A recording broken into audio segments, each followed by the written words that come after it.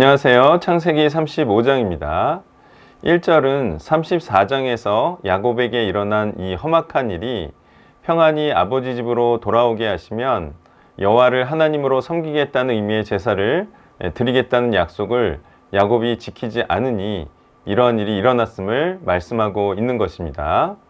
이것은 하나님께서 야곱이 약속을 지키지 않으니까 괘씸해서 이런 일이 일어나게 하신 것이 아니라 하나님과의 약속을 지키지 않으면 불신자들에 의해 이런 피해를 당한다는 사실을 말해주고 있는 것입니다. 사람들이 이렇게 안 좋은 일을 당하고 나서야 자신의 잘못을 깨닫곤 하는데요.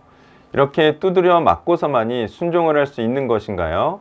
아니면 안 두드려 맞고도 순종을 할 수 있는 것인가요? 야곱에게 일어난 이러한 일을 보고요. 불순종은 반드시 험악한 일을 당하게 한다. 불순종은 불신자들이 함께하려 함으로 언약 백성을 동화시키려 한다는 사실을 알고 순종함으로 불신자들에게 수치를 당하는 일을 면할 수가 있는 것입니다. 이제 야곱은 하나님과의 약속을 지키려 베델로 올라가자고 말합니다. 그리고 이것은 환난 날에 약속한 대로 제단을 쌓으려 함이라고 말합니다. 이것은 하나님과의 약속을 지킨다는 것이 하나님을 섬기는 것을 의미한다는 것이고요. 하나님을 섬기려면 우상을 제해하는 것임을 2절이 말해주고 있는 것입니다. 그리고 우상을 제거한다는 것은 자신을 깨끗하게 하는 것임도 말씀을 통해서 알 수가 있는 것입니다. 하나님을 섬기는 자는 우상을 섬기지 말아야 된다는 사실이 맞다면, 또한 우상 숭배는 자기를 주인으로 삼아 자기를 위한 제사를 드리는 것이 맞다면, 하나님을 섬기는 자는 자기를 위한 예배와 기도를 멈춰야 할 것입니다. 그것은 하나님을 사랑하는 것이 아니라 자신을 사랑하는 것이고요. 이렇게 하나님보다 자신을 더 사랑하는 자는 자신이 이루고자 하는 것을 위하여 사는 자를 의미하는 것입니다. 이렇게 자신이 원하는 뜻을 위하여 사는 자를 자아 성취적 삶을 사는 자라고 말하는 것이고요. 이렇게 자아 성취적 삶을 사는 자를 자아 숭배자라고 말하는 것입니다. 자신과 자신의 뜻을 위하여 살면 자신이 영광되게 될 것이고요. 하나님과 하나님의 뜻을 위하여 살면 하나님께서 영광되실 것입니다. 이렇게 하나님의 뜻을 위하고 하나님의 말씀에 순종하는 삶이 하나님을 위하고 하나님을 영광되게 하는 것이니, 우리는 자신을 위한 우상 숭배된 것들을 모두 버리고 하나님의 말씀으로 정결케 해야 하겠습니다. 마침내 20년이 넘어 하나님과 약속을 지킨 야곱에게 하나님께서는 다시 축복의 약속을 주십니다. 9절에서 12절입니다.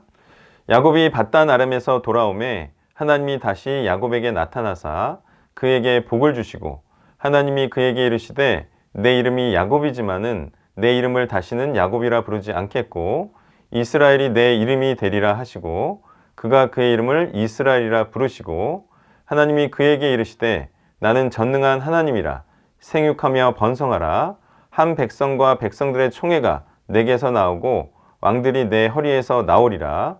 내가 아브라함과 이삭에게 준 땅을 내게 주고 내가 내 후손에게도 그 땅을 주리라 하시고, 이 말씀은 야곱의 후손들이 번성할 것과 가나안 땅을 차지할 것을 말씀하는 것인데요. 이것은 야곱의 이름이 이스라엘로 개명된 것과 연관이 있는 것입니다. 이스라엘이라 함은 32장에서 설명해 드린 바와 같이 하나님의 뜻에 대하여 자신을 이긴 자라는 뜻으로, 야곱은 하나님의 말씀과 싸워서 승리한 자로서 이런 축복의 말씀을 듣고 있는 것입니다. 이러한 의미에서 22절에는 야곱의 아들들이 12이라고 나와 있는데요. 이들이 바로 이스라엘 민족을 이룬 자들인 것입니다. 그러니까 이스라엘이라는 민족의 정체성은 무엇인가요? 그것은 바로 하나님의 말씀에 대하여 승리한 자들, 그러니까 하나님의 말씀에 순종하는 자들을 의미하는 것입니다. 비록 이스라엘이 하나님의 말씀에 끝까지 순종하지 않으므로 바벨론과 로마의 멸망을 당했지만, 이 같은 말씀은 그리스도로 이어져 영적인 이스라엘로 전환되어 성취되고 있는 것입니다. 그러니 하나님의 백성을 의미하는 영적인 이스라엘의 정체성도 하나님의 말씀에 순종하는 자들, 즉 하나님의 말씀으로 자신을 쳐서 자신을 굴복시킨 자들이라 하겠습니다. 야곱은 마침내 자기가 바라던 대로 이삭의 가업을 잇는 장자 역할을 하게 되었으며, 이것은 야곱이 바랬기 때문이고요.